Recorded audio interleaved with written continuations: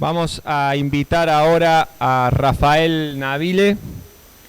Le damos la bienvenida, docente de la Cátedra de Producción de Cereales e Introducción a la Agricultura de Precisión de la Universidad Nacional de Río Cuarto, asesor privado en manejo integral de cultivos y en agricultura de precisión en Córdoba, norte de La Pampa y noreste de Buenos Aires. Nos hablará de agricultura de precisión, eficientizando recursos, manejando la variabilidad. Rafa.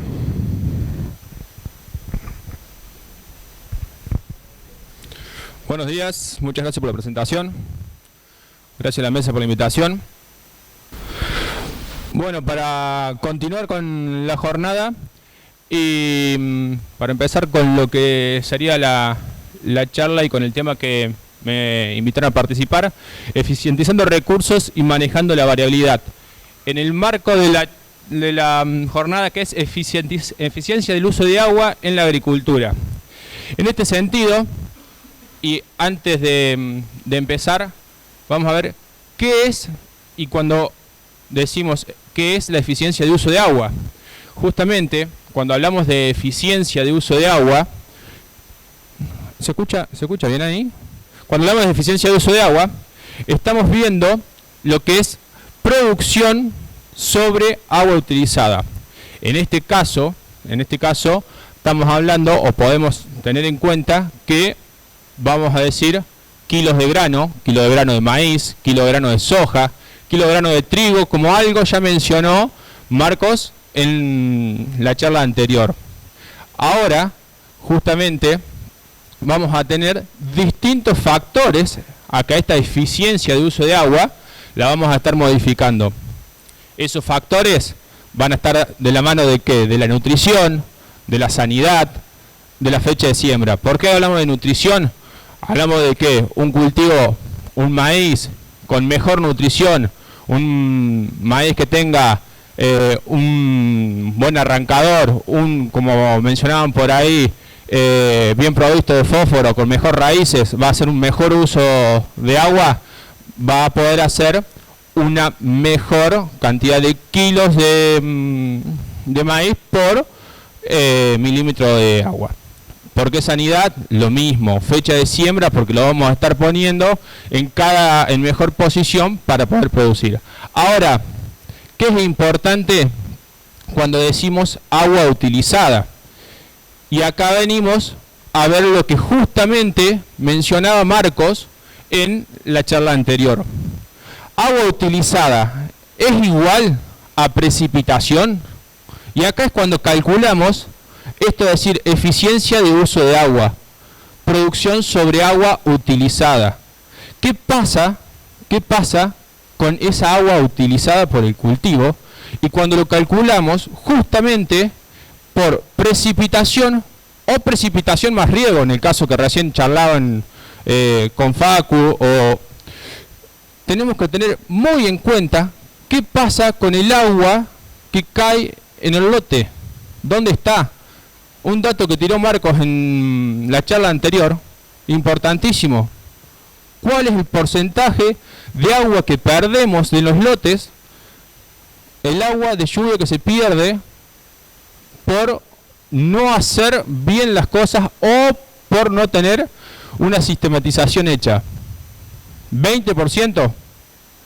20% del agua de lluvia que tenemos no la vamos a estar pudiendo calcular en eficiencia de uso de agua. ¿Qué quiere decir? Que no la vamos a estar transformando en producción. O sea, es un dato que justamente nos está matando la eficiencia en uso de agua. Ahora, una vez que sabemos, y con todo lo que nos vino comentando Marcos, que lo que necesitamos hacer es a esta agua, el agua que cae en el lote, el agua de precipitación, es dejarla en el lote. Una vez que podemos manejar el agua que tenemos en el lote, vamos a pasar a poder decir, bueno, ahora podemos hablar de agricultura de precisión. Sabemos que lo principal es tener un abanico de posibilidades en que primero manejemos cómo dejar el agua en el lote. Ahora vamos a pasar en un segundo plano, es decir, bueno, hablamos de agricultura de precisión. En este sentido, vamos a decir, ¿qué es la agricultura de precisión? Bueno, manejamos un conjunto de estrategias, una estrategia de manejo en la que recopila, procesa y analiza datos espacio-temporales, porque son datos espaciales, datos temporales porque son en el tiempo, en los que, combinado con distintos tipos de informaciones, lo que nos ayuda es a manejar la variabilidad de los distintos recursos. ¿Qué nos permite hacer la agricultura de precisión? Aplicar la cantidad correcta de insumos en el momento adecuado y en el lugar exacto. Cuando hablamos de variabilidad, justamente creo que la provincia de Córdoba tenemos por excelencia ejemplos de variabilidad. ¿Dada por qué? Por distinto tipo de suelo, por distinta textura, por altimetría.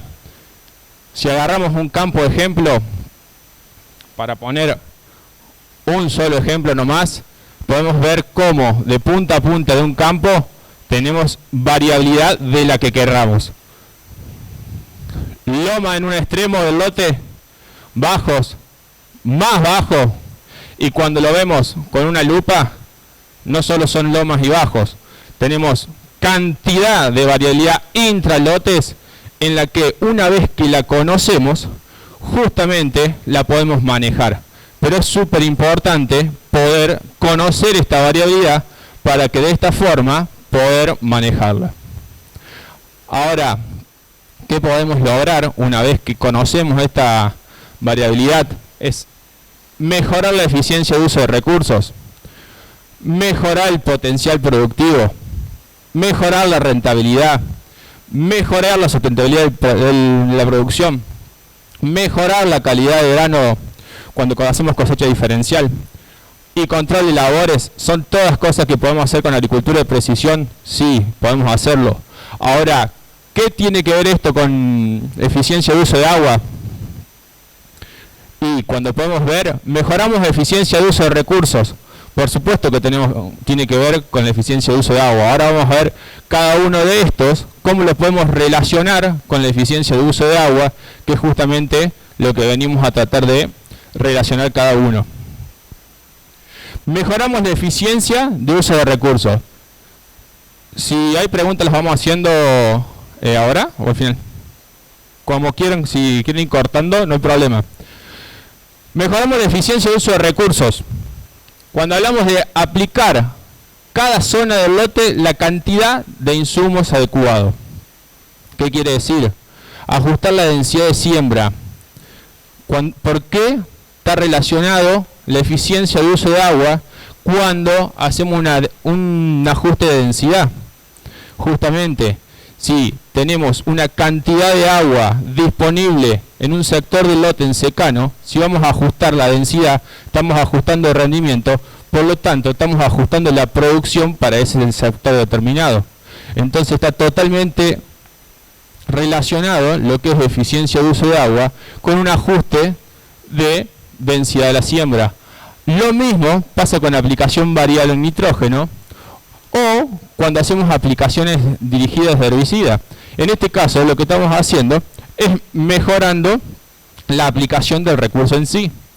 Acá tenemos un ejemplo que ya tenemos un mapa de aplicación en el que se muestra cómo con una dosis promedio de 150 kilos, en este caso de urea, podemos estar manejando en una zona del lote de alta producción 200 kilos de urea comparada con 120 kilos en una de baja producción. ¿Pero esto por qué? Porque tenemos distintos tipos de disponibilidad de recursos en un ambiente comparado con otro. Justamente la eficiencia en el uso de este recurso en un ambiente con el otro es totalmente diferente. Siéndolo así, ¿por qué lo vamos a manejar igual? Mejorar el potencial productivo.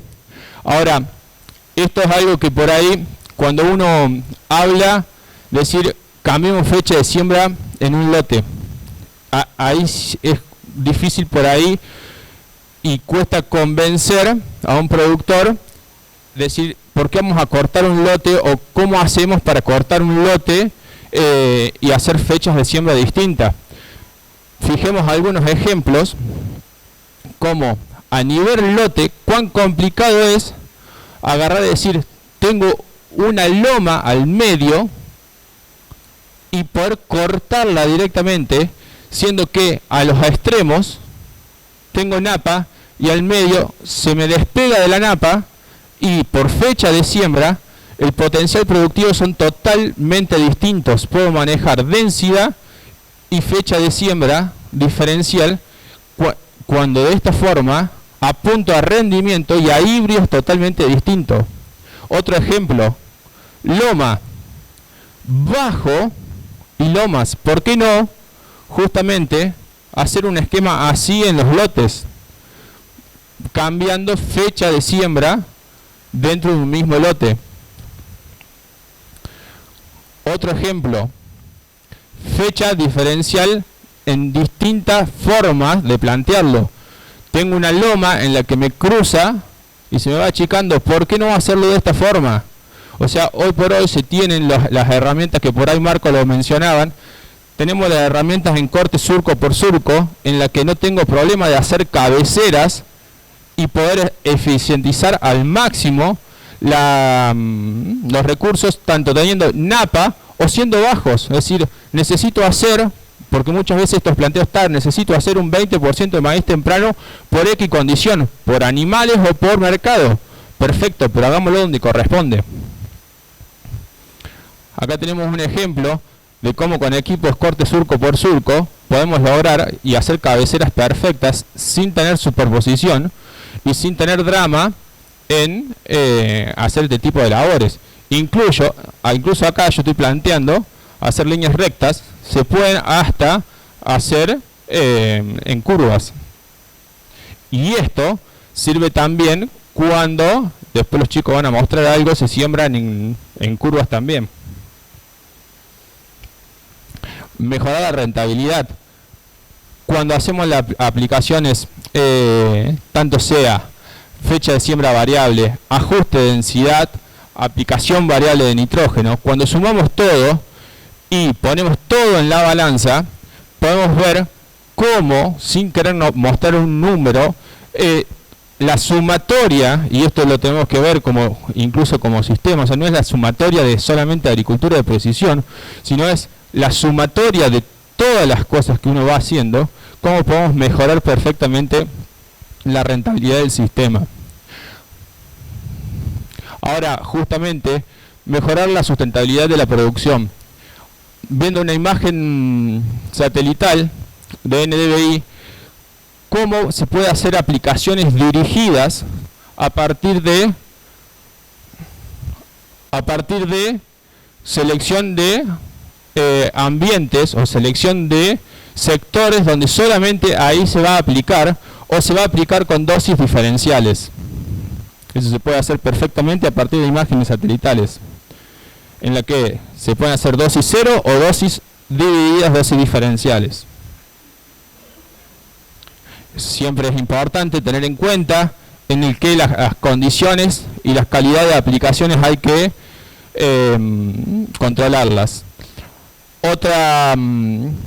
Otro sistema en el que permite mejorar la sustentabilidad o controlar de cierta forma el tema de aplicaciones en curvas, aplicaciones es el solape, o sea, el sistema de corte pico a pico, en el que está permitiendo aplicar por curvas, aplicar en condiciones complicadas y no vamos a tener ningún tipo de solapamiento en aplicaciones. Control de labor, otra de las condiciones que nos permite es en tiempo real o post aplicación. Tenemos múltiples sistemas en el que vamos a estar pudiendo controlar cualquiera de las labores que vamos a hacer, ya sea siembra, cosecha, aplicación, cualquiera de las labores que estamos haciendo a partir de lo que es agricultura de precisión. Ahora, una vez que conocemos la variabilidad, y acá nos metemos justamente en que en identificar y caracterizar justamente esa variabilidad que tenemos. Es la idea de explicar a qué se debe esa variabilidad, determinar los factores limitantes que tenemos de esa producción, y hay que tener en cuenta que muchas veces esto se puede hacer totalmente automático, pero de todas maneras, o sea, ¿a qué digo hacer automático? Se puede agarrar, se puede identificar o ambientar de forma automática, pero hay que tener muy en cuenta que hay que verificar o comprobar qué se está haciendo. Veamos un ejemplo de información que uno tiene o puede disponer a la hora de hacer una caracterización o una ambientación, si se quiere. Acá, si se ve arriba, es un mapa de un mismo lote de diferentes campañas en los que se da totalmente vuelta los ambientes, se dan vuelta la producción de esos ambientes. Como podemos ver, está sembrado en curvas. Vemos que esta parte del loma este año rinde poco, la parte del bajo rinde mucho, tiene altísima producción. Al año siguiente se da vuelta totalmente los ambientes. Si vemos la altimetría, como os mencionaba al principio, tenemos la parte de loma hacia el sur, el bajo hacia el norte, y una posibilidad es decir, bueno, veamos imágenes satelitales, a ver qué pasó con eso. Podemos ver una imagen satelital de enero, vemos que al sur rinde mucho, al norte rinde poco. Vemos la de marzo al revés. ¿Qué quiero decir con esto? Hay que tener muchísimo cuidado con la información que se maneja. Hay que tener mucho cuidado cómo se hace una ambientación, cómo se caracteriza justamente esos ambientes. Para eso, justamente, es muy necesario estar en el campo, recorrer y verificar el tema de zonificaciones y modificar en el caso de ser necesario.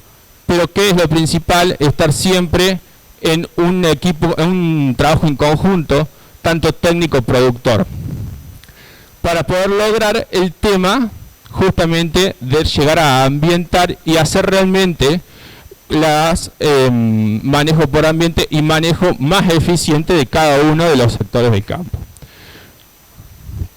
Ahora, una cuestión que por ahí yo creo que va de la mano con lo que sería también sistematización y terrazas.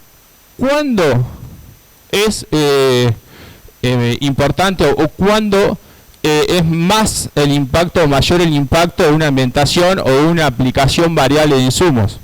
Si tenemos una ambientación y vemos los índices de producción, que significa dividido en años secos y años húmedos, cuánto varían o cuánto es el impacto de cada uno de los ambientes, cuánto se separa cada uno de los ambientes. Fíjense que un ambiente de alta producción, un año seco rinde un 20% más que la media, y un año húmedo rinde un 12% más, porque el año húmedo tiende a estabilizar ambientes. En cambio, un ambiente de muy baja producción rinde un 80%, o sea, un 20% menos que la media. En cambio, un año húmedo rinde un 10% menos. ¿Qué quiero decir con esto?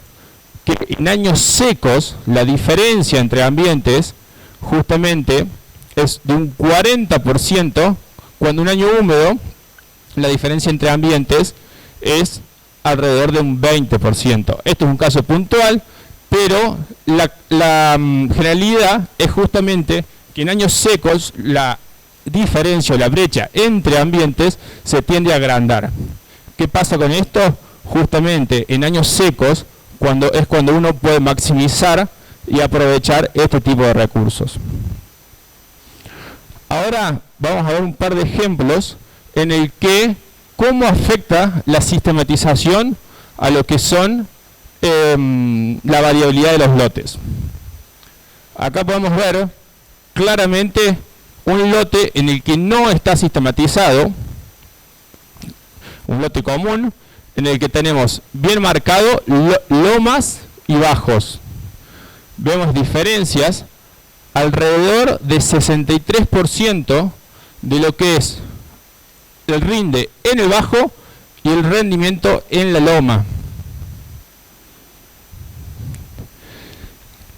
Otro caso en el que la diferencia entre lomas y bajos nos da el 55%. ¿Cuál es la importancia de esto? Que muchas veces, si no lo medimos, no lo evaluamos, no los vemos a estas diferencias. Y seguimos, y así como estas, un montón de casos en el que lomas y bajos tenemos diferencias abismales de rendimiento de entre el 50%, 40%, 60%. Ahora, ejemplos de lotes sistematizados que por estar sistematizados bajan, que un poco es lo que comentaba Marcos al principio, bajan la diferencia de rendimiento entre lomas y bajos, o sea, se buscan estabilizar en alrededor del 25%, 20%. Fíjense cómo tiende a las lomas al mantener el agua en donde donde corresponde. Fíjense esta parte de acá es una media loma en la que en realidad forma parte de una loma mucho más grande del costado, pero fíjense acá cómo prácticamente desaparece la loma de lo que es el lote.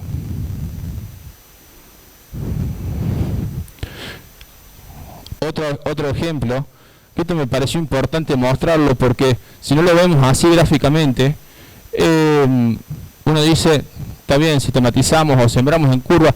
¿Cuál es yo creo que esto no se lo voy a nombrar porque lo van a nombrar los chicos después, la dificultad o la complicación de hacer este trabajo, este es uno de los lotes de los chicos, en el que cómo se borran estas lomas.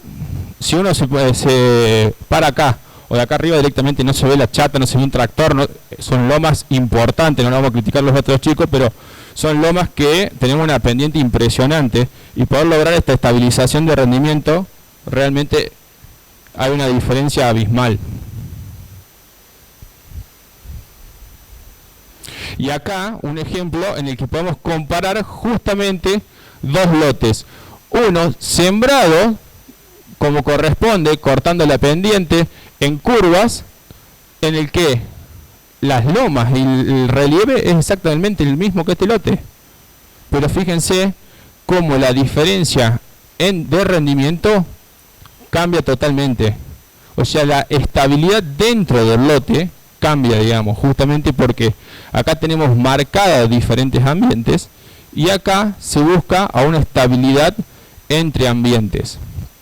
A lo que hace el trabajo de buscar ambientes un poco más difícil, porque esa estabilidad justamente cambia totalmente. Ahora ya yendo un poquito a una síntesis y algo de lo que mencionaban al principio, ninguna estrategia va a funcionar por sí sola. Decir, bueno, hago terrazas y hago solo eso, hago agricultura de precisión, hago solo eso, paso para til y hago solo eso. Ninguna estrategia va a funcionar haciéndola sola. Hay que plantearse soluciones en sistema. Esto es súper importante, porque si no lo hacemos en conjunto, no va a funcionar. Tenemos la necesidad de medir y cuantificar para poder mejorar. Si no medimos, no aprendemos y no podemos mejorar. Podemos mejorar de nuevo, podemos mejorar la variabilidad si la conocemos. Si no la medimos, no la vamos a mejorar. Y lo más importante, y lo que quiero dejar, es que debemos almacenar el agua en el lote. De esta manera, cada milímetro de lluvia lo vamos a convertir en producción. Y dejo de nuevo que la eficiencia de uso de agua es producción sobre agua utilizada, y el agua la debemos dejar en el lote. Muchas gracias. Muchas gracias, Rafa. ¿Hay alguna pregunta? Si no, yo tengo acá algunas ya anotadas previamente. ¿Alguien quiere preguntar algo? No. Rafa, dentro del ámbito donde te vas desarrollando, ¿ves que el hecho de salirse de la forma del cuadrado del lote tradicional que uno tiene es tan complicado para el productor agropecuario? No, al contrario, cada vez más estamos tendiendo a buscar lotes en relación a lo que sería en el mejor de los casos la altimetría, o lo que se puede hacer, como mostraba, cambiar los lotes justamente por lo que sería la disponibilidad de recursos, ya sea altimetría, en este caso acá zona Río Cuarto, para decir separo por fecha de siembra. Cuando uno separa por fecha de siembra, ya está tendiendo a cambiar la rotación dentro de lo que es lotes. Bien. Y hay un tema que me hizo un poquito de ruido y me entró la duda, es si el hecho de generar las terrazas hacen que los ambientes se modifiquen en lo macro, pero también mucho en lo micro. O sea, se genera ese ambiente de dentro de la terraza el bajito y la loma, o eso se disimula y pasa a pertenecer a una situación de unidad homogénea. Y además de eso, se empareja, como quien dice, creo que lo ejemplificaste muy bien ahí, de que las variabilidades se acortan, y en el global la eficiencia de uso del agua nos aumenta la productividad del lote en general. Claro, sin duda que en el global la eficiencia de uso de agua aumenta, porque justamente lo que tenemos es el agua en el lote, y lo que podemos hacer es calcularla mucho más eficiente, porque lo que tenemos es mayor cantidad de milímetros reales para poder calcularla. No la estamos desperdiciando, no se está escurriendo. ¿Qué pasa con la primera parte? Depende muchísimo del tipo de lote, depende muchísimo cómo cambia el tipo de lote cuando se hace la sistematización. En lotes con poca pendiente o pendientes estiradas, por ahí no cambia tanto. En lotes con mayor pendiente o con pendientes más colgadas, ahí sí podemos hacer algún tipo de modificación. Bien. Y otra consulta por ahí, saliendo, ¿no?, de esto, de que en realidad uno debería de estar trabajando en toda esa sistematización y empezar a salir del cuadrado y empezar a sembrar bajo curvas y sembrar copiando todo este relieve. Pero si uno le pidiera a una máquina precisa que pase por arriba de la curva, ¿sí?, sembrando, cosa que no deberíamos de hacer, ¿el sistema está preparado para absorber esa variabilidad y yo pedirle un poco más de fertilizante en el bajo, donde Facundo bien explicaba que tenemos una deficiencia y que tendríamos que aportarle un doble de fertilizante ahí? O sea, ¿esa respuesta la podemos llegar a tener a partir de la máquina precisa? Sí, sin duda lo podemos hacer tanto en fertilizante como lo podemos plantear en semillas, si se quisiera bajar la densidad para bajar la demanda en los primeros años. Algo los chicos van a mostrar también en lo que sería la carga de los cuerpos, también para acomodar esto que estás diciendo, cuando cruzas o cuando pasás, cómo estabilizar una sembradora. Sin duda que está disponible y se puede hacer tranquilamente. Bueno, muy bien. ¿Hay alguna pregunta? Voy. No sé si te va a tomar el micrófono. Sí. Hola, ¿se escucha? Bien, mira, la consulta es algo más a lo macro, digamos. Sabemos que en toda la zona hay deficiencia cada vez más grande de fósforo. ¿Tenés experiencia o lo han hecho? No hay idea mía, estoy robando información, lo vi hace una semana, de hacer ambientación de lotes en división como lo que mostraste, tres ambientes, 4 ambientes, y hacer tratamientos de reposición de fósforo. Sí, claro. Ahí hay mucho al respecto. No sé por dónde iría la pregunta, pero si está relacionado con lo que es terrazas o si es a nivel reposición de fósforo. En lo que es la zona tenemos cantidad de muestreo de suelo con valores muy bajos en lo que es, hablando de 5, 6, 7, de lo que quieras, y lo que es reposición de fósforo, algo van a mostrar los chicos también, pero estamos hablando de que para reponer esos valores estamos pensando en prácticamente 3-4 años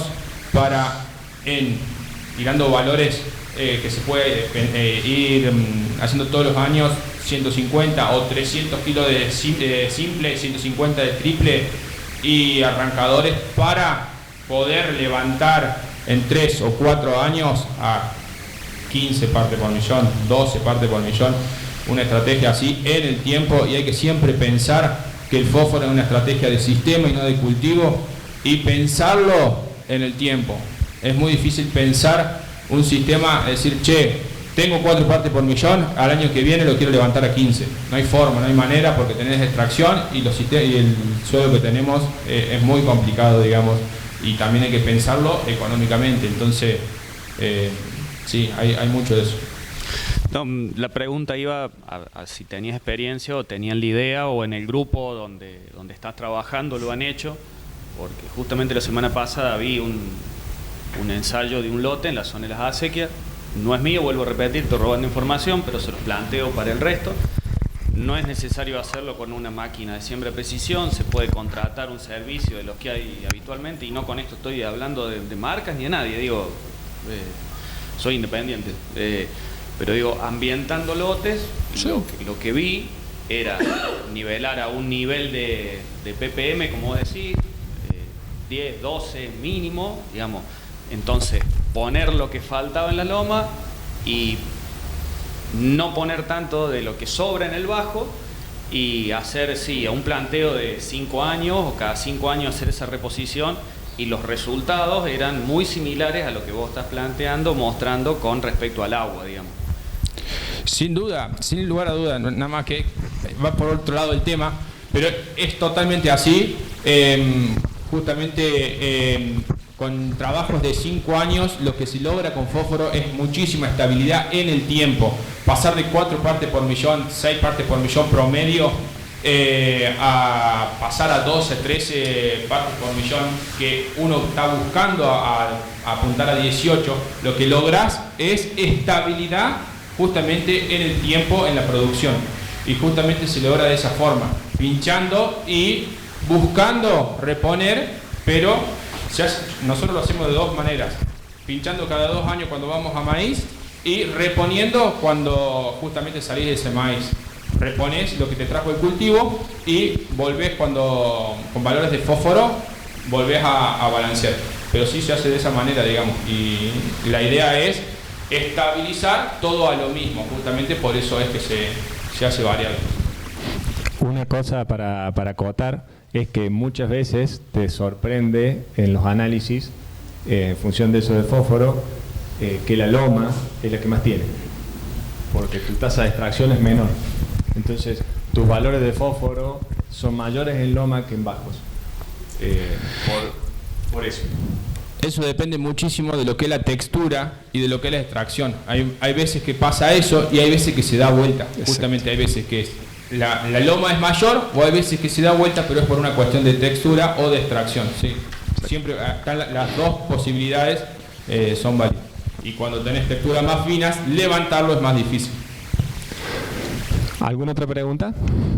Sergio. Es nada más que una inquietud, Rafa. En todos esos parámetros, ¿ustedes están midiendo pH? Porque acá se está hablando en realidad de cantidad, pero el tema también es la biodisponibilidad de nutrientes. Y obviamente tiene esta relación con el agua y todo el sistema. Era una duda nada más. Sí, por supuesto, cada vez que se hace un análisis de suelo, en el 100% de los datos entra por protocolo el parámetro de pH y se lo controla siempre, justamente entra en juego. Y por ahora, si bien en el tiempo habría una leve tendencia a disminuir, pero por ahora estamos ahí en un 6.5, 6.6, 6, pero estamos en esos resultados. O sea, entre lomas y bajos no tenés gran... Muy poquita diferencia, salvo casos puntuales cuando entran en juego otras situaciones. Bien, a ver, la última. Este anda ahora. Ahí los ejemplos que vos dabas, había un ejemplo que la loma tenía malo el rendimiento y muy bueno el bajo, que es lo normal generalmente. Pero el otro año fue inverso, ¿qué factores influyeron en ese ejemplo que no lo comentaste para tener Sí, en cuenta? en realidad es un ejemplo puntual en el que lo que estaba queriendo mostrar era el tener cuidado con qué herramientas o con qué información uno va a entrar para ambientar. Ese caso puntual fue el anteaño pasado en una zona puntual de Elena en el que tuvimos muchísimo problema de esclerotinia, muchísimo problema, en el que hay años muy buenos de rendimiento, con rendimientos de lomas de 40 quintales, bajos venían muy buenos, pero pasaron a rendir de 40 a 12 quintales por esclerotinia en soja. Muy malos resultados, pero por ese tema. Entonces, en realidad era mostrar cómo la variabilidad se puede prender fuego por un caso puntual, que puede ser por un granizo o por diferentes causas, pero eso estaba muy marcado en bajos, en que siempre son buenos y por una condición particular. Gracias. Bueno, agradecemos a Rafael Navile con un fuerte aplauso.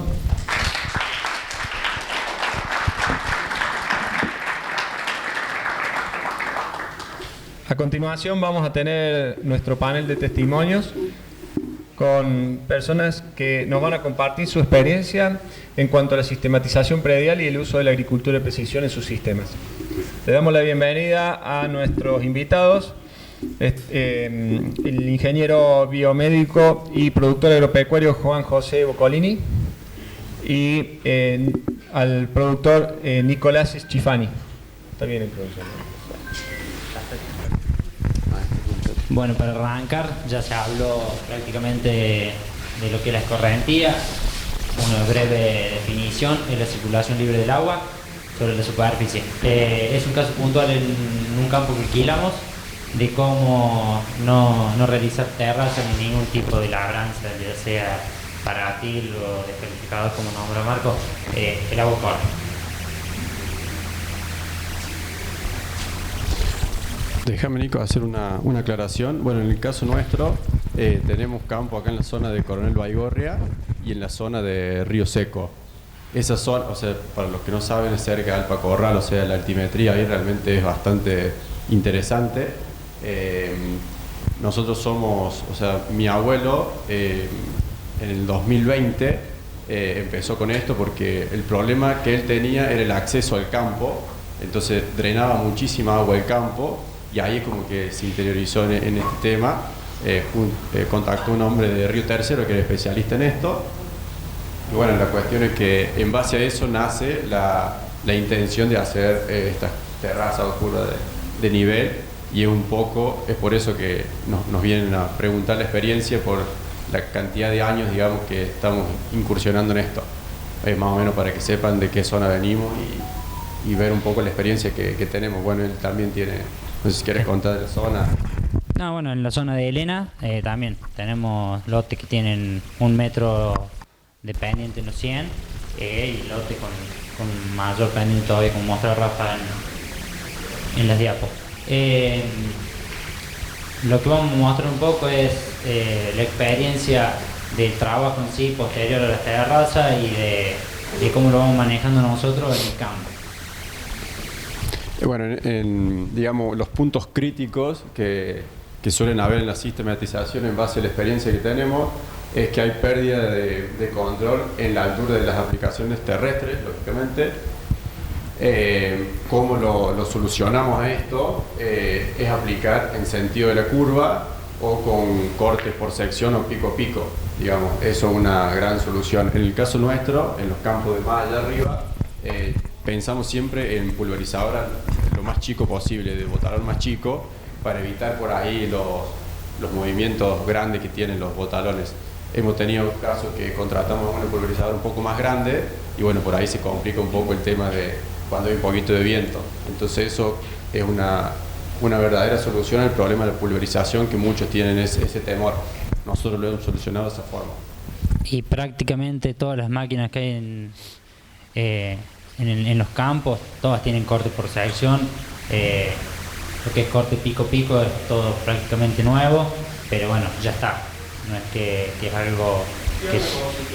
¿Qué valor tiene una tecnología de esa índole para instalar en una máquina? Porque en realidad cualquier máquina lo puede asimilar a eso, corte pico por pico. No hay una integración. Hay que hacerle un aditamento. Bueno, ¿de qué valores estamos hablando en términos de instalación? ¿Alguien tiene ese? ¿Se recuerda más o menos? Si vamos a un sistema como el WeedEat o el WeedSeeker, es prácticamente el mismo valor de la máquina. Sale la máquina, sale tanto, lo mismo sale el equipo. Pero hay un corte pico por pico, ¿qué valores suele contar? Sí, no, yo hoy no tengo experiencia hoy en los números, creo que cambiaron todos, pero o sea, en el caso nuestro tenemos una máquina que tiene 4 años, no tiene el pico a pico, pero sí tiene el corte por sección, a 4 picos. Es como que falta, pero la verdad no, en este momento no tengo el pico a pico hoy actualizado de una pulverizadora del mercado. No sé. Exacto, no lo sé. Vos hoy manejás pulverizando en función de las curvas, exacto, ¿sí? de toda la terraza, y tu sistema es corte de sección, ¿no? Es corte de sección cada 4 picos. Cada 4. Eso es lo que hoy tenemos. Que es lo más próximo al pico por pico, sería así. Bueno, esta máquina, bueno, la que tenemos nosotros en el campo, es corte pico-pico, son 103 boquillas, un ancho labor de 36 metros. Los cortes son motorcitos eléctricos con válvula, y bueno, la verdad que no hemos tenido ningún problema. 10 puntos. El hecho del solape, el hecho de que hoy en día con el tema del rastrojo se acumulan los fitosanitarios ahí, hasta tenés problemas. Con esto la verdad que hicimos un cambio totalmente en la producción muy bueno.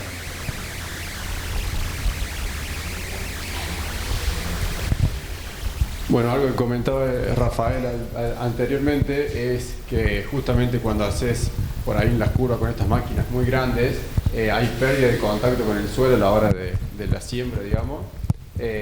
Nosotros también lo hemos resuelto eso agregándole a cada cuerpo de la sembradora una especie de pistón para que vaya copiando, digamos, surco a surco la presión, que sea uniforme a lo largo de todo, digamos, el ancho de trabajo de la máquina.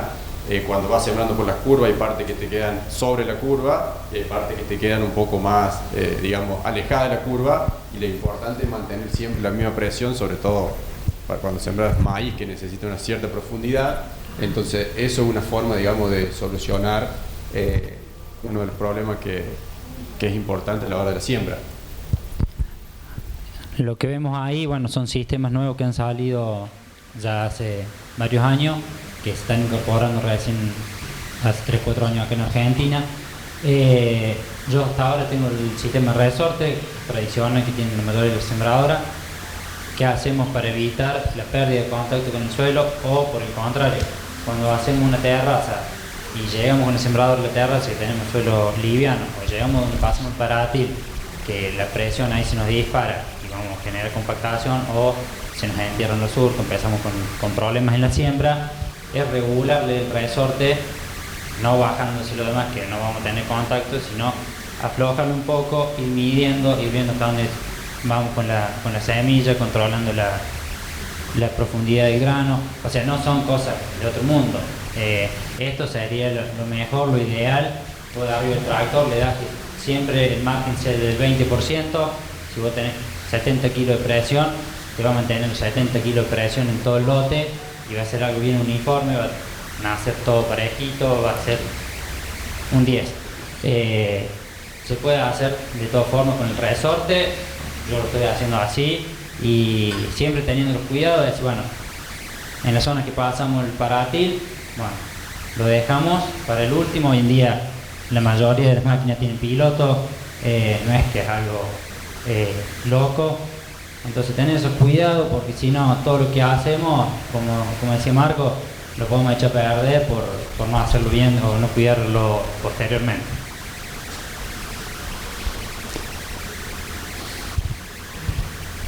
Otro de los puntos interesantes es, en parte de la sistematización, es hacer estos diques con desagüe, sobre todo para controlar el agua que sale de las lluvias excesivas, digamos. Entonces, lo importante es tener una salida controlada del agua para que no haga daño, no haga cárcava, no haga barranca, nada de eso. Entonces, eso demanda mucho tiempo hacer un dique de contención con desagüe controlado, pero realmente es extremadamente eficiente, y eso, digamos, lo diseña, digamos, los marcos que se dedican a estas cosas. Es algo bastante complejo de hacer, pero realmente es muy interesante porque eso te habilita después o te facilita las demás curvas de nivel para que salga el agua controlada y no erosione los suelos. Bueno, como ahí veo bien en la imagen, es el mismo dique, nomás que en la foto donde está encharcada no tenía la cantarilla, que lo único que hacía era liberar el exceso de agua y evitar que se formen esas lagunas, que a lo mejor es 1, 2, 3 hectáreas, que después ahí no te viene nada, como bien decía.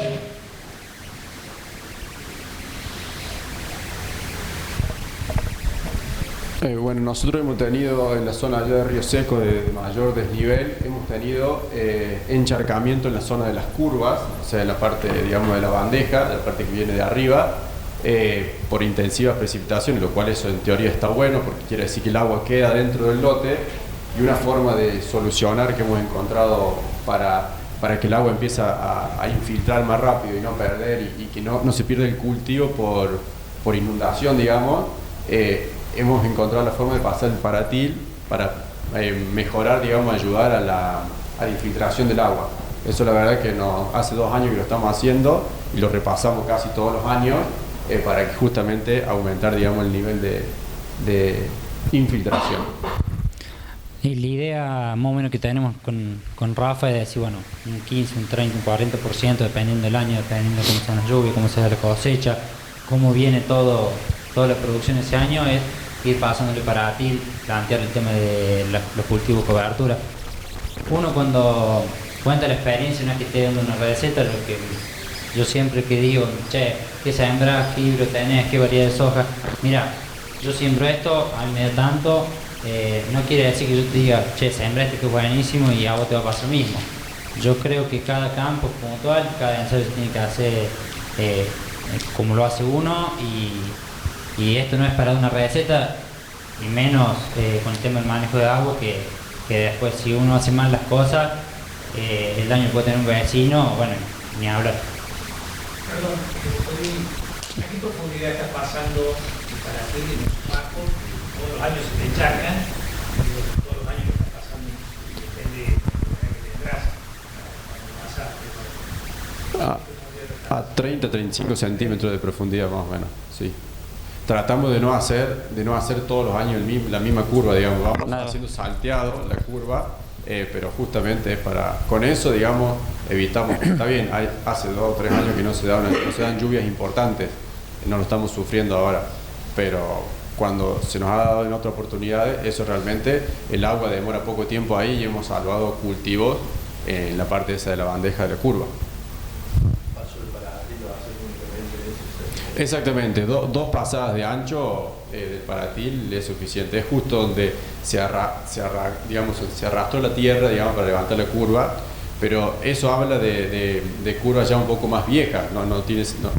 Las nuevas también nos ha pasado, que vos le sacas todo, digamos, la cobertura esa que tiene, pero con 2 anchos de, no sé, serán 10, 12 metros, es suficiente. Nosotros acá, como ven en la imagen, lo que hacemos es generar pasadas por medio para que después nos combinen la aplicadora o en su defecto el fertilizador. Entonces no pisamos donde pasamos el parati. La producción no tiene extracto sódico, no tiene un solo extracto. No.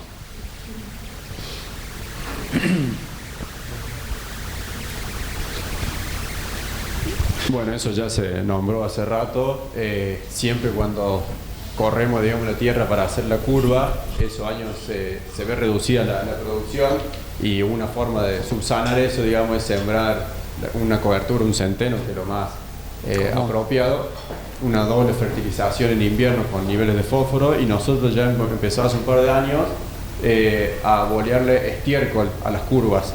Es como para aumentar, digamos, ayudar también con la materia orgánica, con el fósforo, que es más lento en el tiempo, pero es una buena opción para ayudar, digamos, a razón de 10 toneladas por hectárea le echamos nosotros. Sí, todo lo que se le pueda hacer para mejorar va a achicar esa brecha que de diferencia rinde después a la hora de la cosecha. Es obvio, si lo hacemos ahora, no le sembramos cobertura, no le fertilizamos, es obvio que cuando lleguemos a la cosecha va a haber diferencia rinde. En ese sentido es algo lógico. Pero teniendo los cuidados y planificando, como decía Marco, las tareas son cosas que se van a hacer una sola vez, que después tienen mantenimiento, sí, pero hay que tratar de planificarlo y lograr hacerlo lo mejor posible.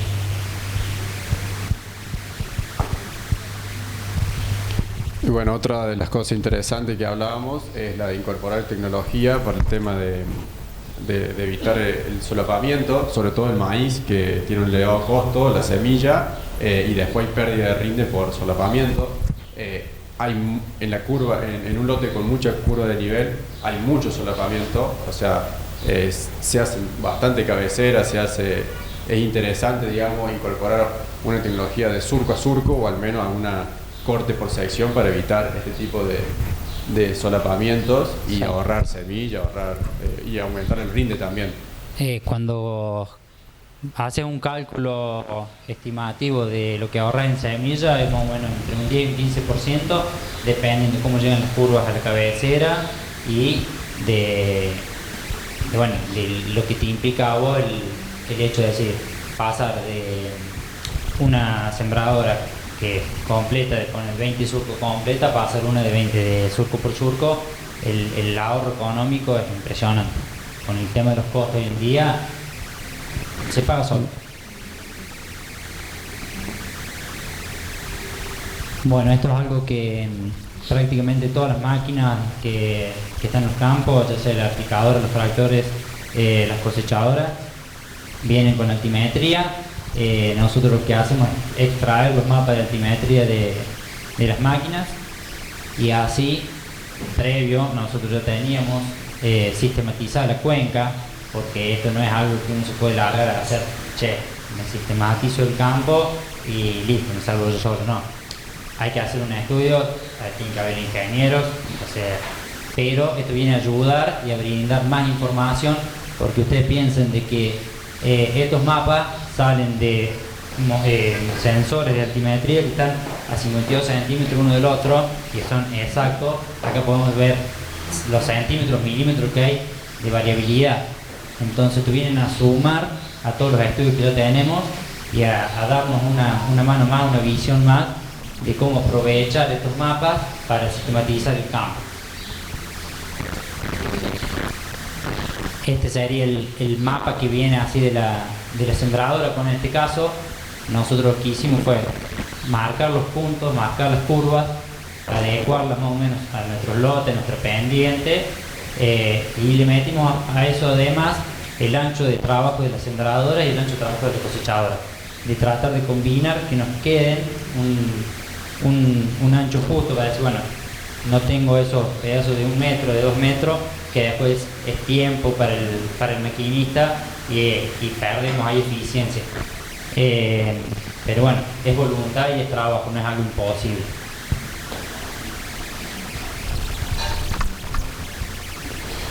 Y bueno, formas de hacer las curvas, bueno, esto ya lo hablaron, pero en el caso nuestro pasaron de todo, pasaron desde un arado, un terraceador, una motoniveladora, o sea, hay muchas formas. lo importante, como decía Marco al final, es la voluntad y las ganas de hacerla, porque no es imposible. Y si tengo que dar mi experiencia, me parece que el arado es una forma buena de hacerla. Es un poquito más lenta, pero queda una curva más suave, más ancha, con lo cual se puede pasar después siguiendo la curva con una sembradora sin ningún problema. El terraceador es mucho más rápido, por ahí deja un poco la deja más corta la curva, pero es cuestión de manejo y después se acomoda con una motoniveladora, digamos. Pero nuestra experiencia con el arado, hemos hecho el 90% de las curvas y la verdad que resultó bastante bien en el caso nuestro. Sí, ahí como mostramos, combinamos el terraceador y el cultivador de campo y después la cuchilla, para tratar de evitar esos golpes que después, cuando uno tiene que andar en la aplicadora, en la sembradora, en lo que fuese, lo sufre. Así que lo que hicimos fue, bueno, marcar los bordos, que esa es la ventaja que tiene el terraceador, que te lleva mucha cantidad, pero te lo hace muy, muy brusco. Y después fue aplanar las bases con el cultivador. Y hay que bajarse en algún momento el tractor, regularlo para después darle el cortecito. No es que te subís y le das, hay que acomodarlo. Bien suave. Sí.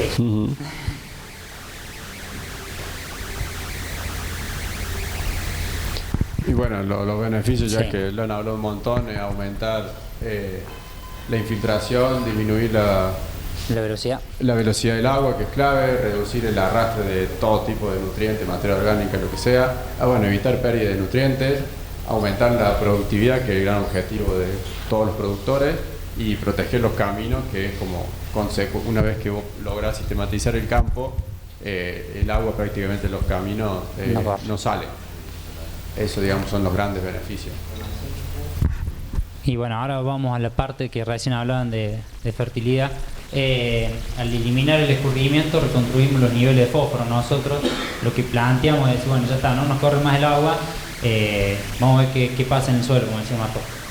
Empezamos a hacer los análisis, arrancamos en 2017, estábamos en esos valores. Empezamos, bueno, esto es un bloque que tenemos de ensayo, donde dejamos siempre el testigo por las dudas no cambio. En 2019 estábamos en esos valores y en 2021 ya pasamos a estos valores. Uno, cuando empieza a plantear una inversión de reconstrucción de los niveles de fósforo, hoy en día con el costo que tenemos de insumos no es menor, y decir, bueno, ya no tengo la escorrentía, yo sé que lo que tiro lo voy a dejar ahí en el lote, me arriesgo y empiezo a invertir en el campo. Porque hoy en día tirar 300 kilos de simple, 150, 170 de triple, son 7 quintales y medio de soja. Más el alquiler, ya lo que coseches, si te viene un año malo, no lo recuperas. Entonces, por lo menos, teniendo sistematizado el campo, que voy a decir, bueno, lo que llueve se queda, lo dejamos acá, lo invertimos en fósforo y bueno, vemos cómo vamos aumentando los niveles y vamos, obviamente, impactando en el rendimiento.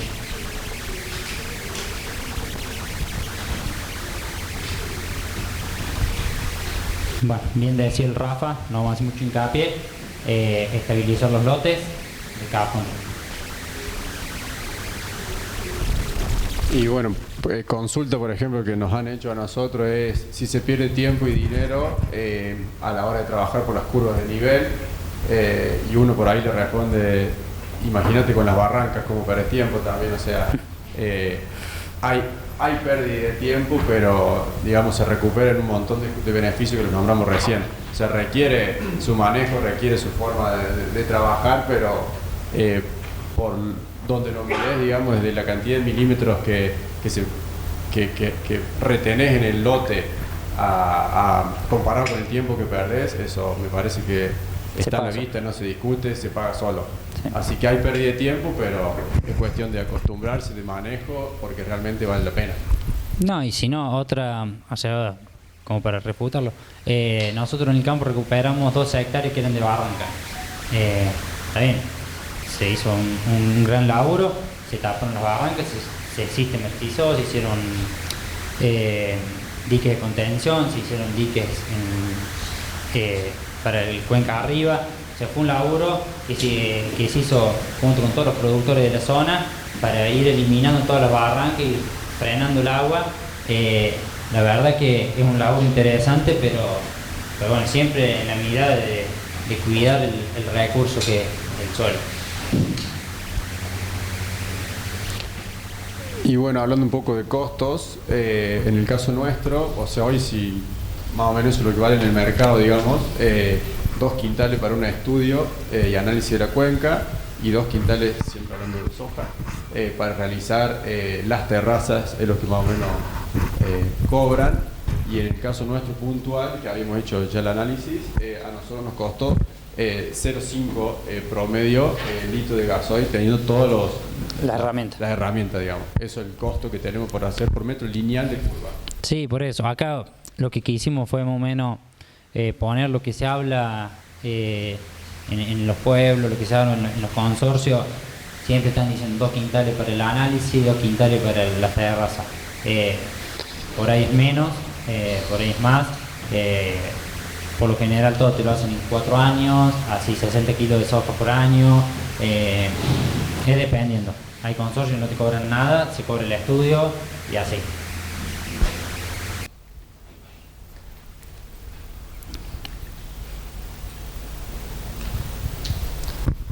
Bueno, como para ir ya redondeando, es voluntad y conciencia, yo creo que serían las palabras que más rescato. Producir y generar el menor impacto ambiental, evitar la erosión y cuidar el medio ambiente. Y bueno, como no sé cuál de los dos decía, esto tiene que ser un trabajo en conjunto. Yo pongo como centro la mesa buenas prácticas porque es el lugar donde uno se puede reunir a hablar, y pongo el Estado y el consorcio caminero porque muchas veces, y en la mayoría de los casos, todos nos enojamos con el consorcio, todos nos enojamos con el Estado, que nadie hace nada. Y como productor, vos te pones, che, ¿y vos haces algo para retener el agua? Tampoco. Nos quejamos de que el agua va al camino, que los caminos están en mal estado. Y hablando con el consorcio de camineros, no, dice, nosotros no podemos hacer nada porque vienen todos los desagües de los campos al camino. Y el consorcio no podemos enripear, no podemos mantenerlo si mira el estado, son canales. Entonces yo creo que hay que bajar un poco los egos y sentarse a hablar, trabajar en conjunto. Muchas veces los productores no quieren tocar el alambre porque tienen animal o lo que fuere, para poder bajar un poco la cuneta, para empezar a mejorar. Y yo creo que si no bajamos un poco el ego, nos sentamos a hablar, acá nadie se salva solo. Y siempre se va grabando. La verdad que bueno, o sea, a uno le gusta y tiene voluntad, somos jóvenes, ¿cierto? Pero bueno, yo creo que va cambiando ya. Hay muchos chicos que están metidos, va mejorando. Bueno, es la idea, que por eso estamos acá. Bueno, y eso es todo. Muchas gracias.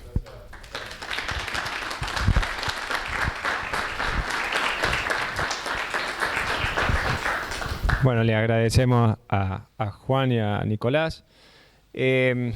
¿Alguno tiene alguna pregunta? Hacemos una rueda de preguntas para los productores.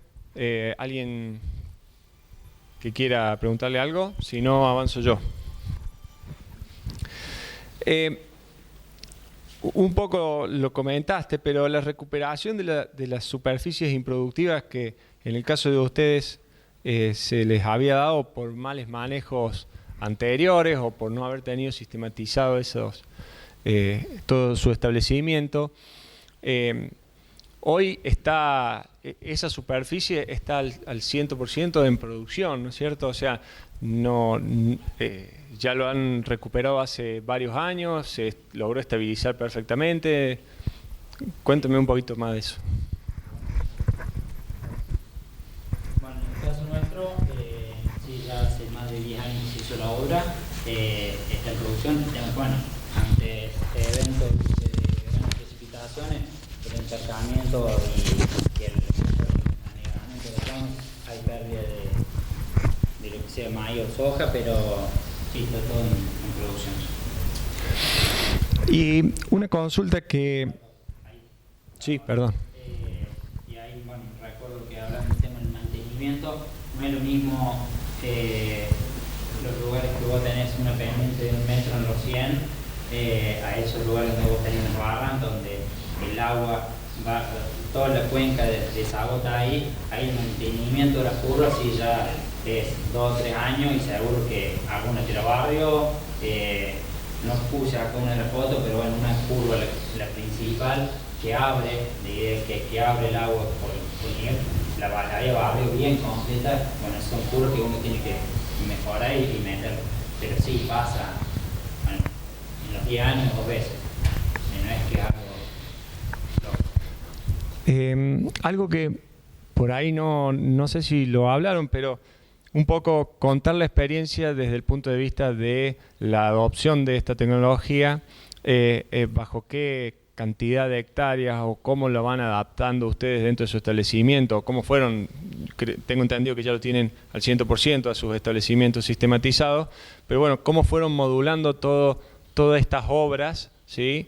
Toda esta sistematización para lograr hoy tener su establecimiento al 100%, porque debemos tener en cuenta, según lo que hemos estado escuchando tanto de Marco como de Rafa, que hay lugares puntuales de la curva que son afectados en el año de la realización con una merma del rendimiento propio del movimiento de suelo que se genera.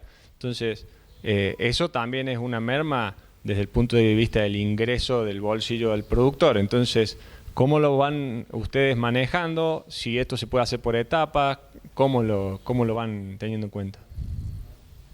Sí, en el caso puntual nuestro tenemos 3 campos separados, digamos, se estudiaron las 3 cuencas distintas, eso arreglamos con el ingeniero esas 3 partes y empezamos hablando con los vecinos, aguas arriba, digamos, si ellos estaban de acuerdo en hacer algo similar o sumarse, digamos, a un estudio, porque esto, digamos, no es lo mismo recibir el agua de milímetros de tantas hectáreas para arriba que que venga el agua controlada con curva de nivel, con dique de contención y demás.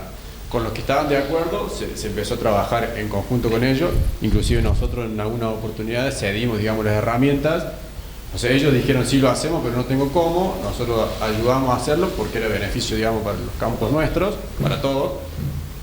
Pero sí, totalmente, entonces se hace siempre en etapa, una cuenca puntual en donde nadie quería participar. Lo que hicimos nosotros primero fue hacer un dique de contención, aguas arriba del campo, entonces ya sabíamos que el agua entraba controlada del campo y ahí hicimos 50 hectáreas un año, siempre sobre rastrojo de soja, siempre, nosotros el 100% de las curvas que tenemos siempre sobre rastrojo de soja. Y bueno, creo que lo máximo que hemos hecho en un año fueron 200 hectáreas. Hemos hecho de a 50, hemos hecho de a lote, hemos hecho de a 20, a medida que íbamos pudiendo, que había humedad en el suelo, que nos liberamos los lotes, que teníamos gente disponible, lo íbamos haciendo, digamos. No hay digamos, claro, hay un manual de cómo hacerla, se va haciendo a medida que se puede, la verdad que es bastante accesible, por suerte.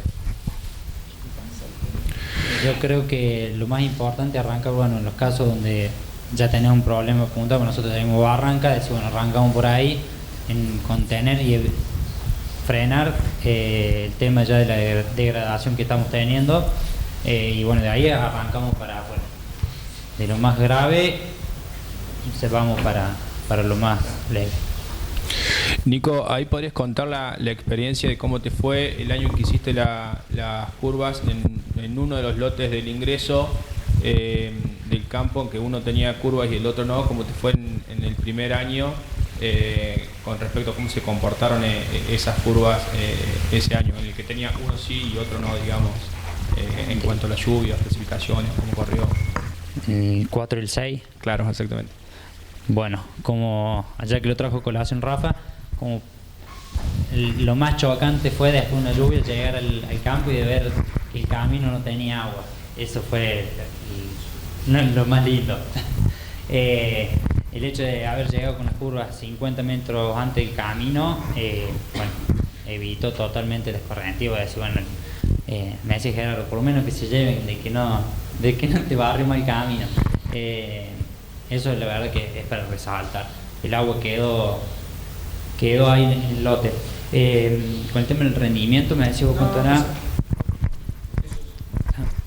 Bueno, después la estabilidad, o sea, cómo te cambia la estabilidad del lote. O sea, pasa, lo hemos visto, o sea, el lote pegado que marcamos un camino nosotros para transitar, hasta usar 20 kilos de triple menos en el que está sistematizado que en el otro que no.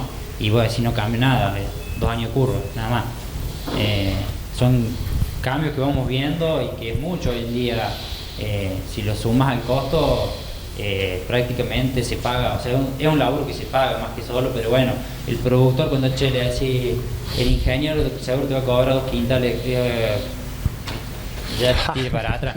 Bueno, loco, pero hay que ver después, cuando un año seco es cuando más le agradece al curvo.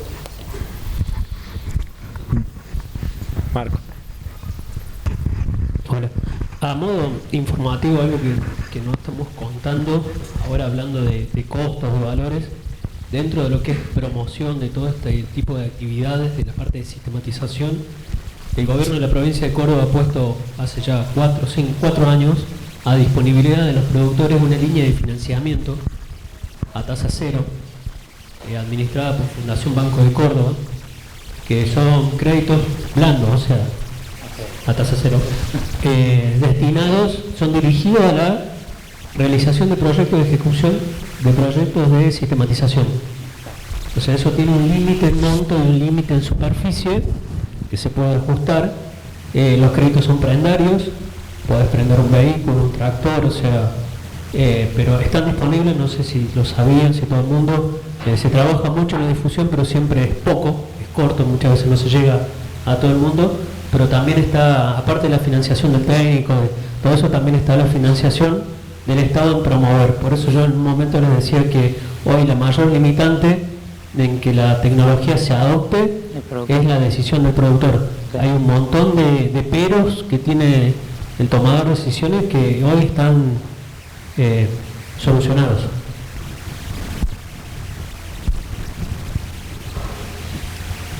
Bien, a mí se me ocurrió preguntar, ¿no?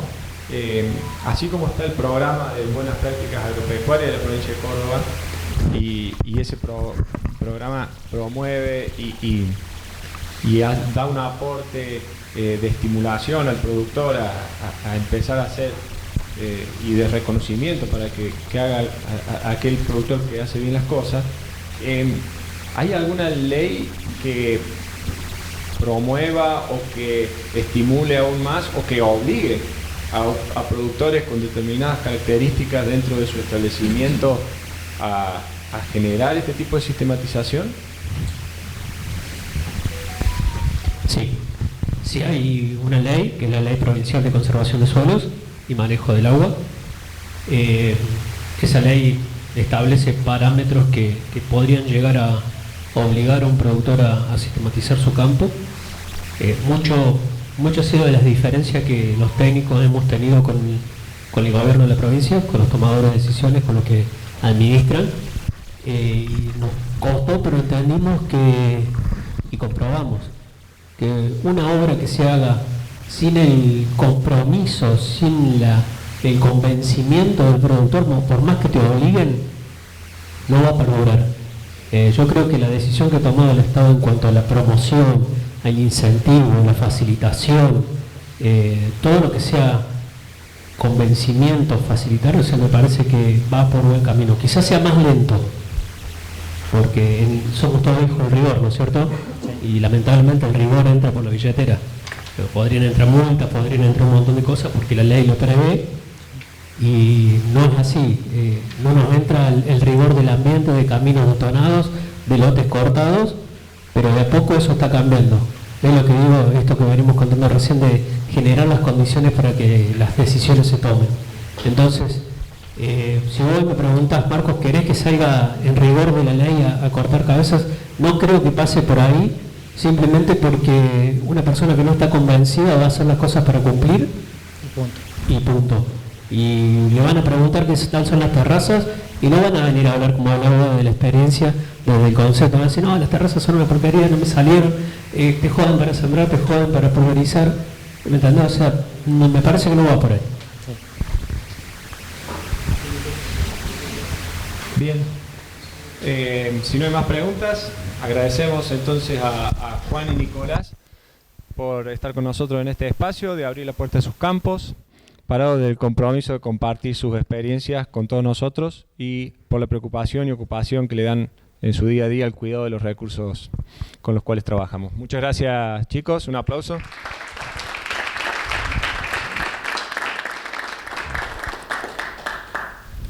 Bueno, estamos en condiciones de dar por finalizado este evento que llamamos Eficiencia de Uso del Agua en la Agricultura, desde la sistematización predial al manejo por ambientes, que estuvo organizado por la Mesa de Buenas Prácticas Agropecuarias de Río Cuarto y acompañado por el Consejo Regional de Conservación de Suelos de Río Cuarto y el Ministerio de Agricultura de la provincia de Córdoba.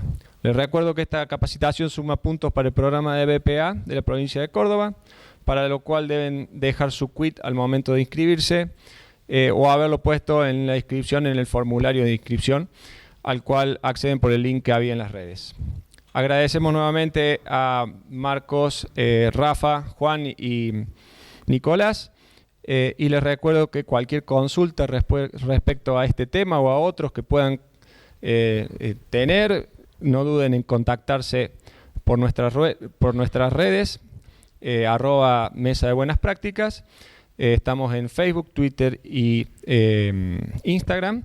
Y además aprieten suscribirse a nuestro canal de YouTube, en donde esta charla en próximos días va a estar colgada, para que cualquiera la pueda revivir. Muchísimas gracias por todo. Que tengan una excelente jornada.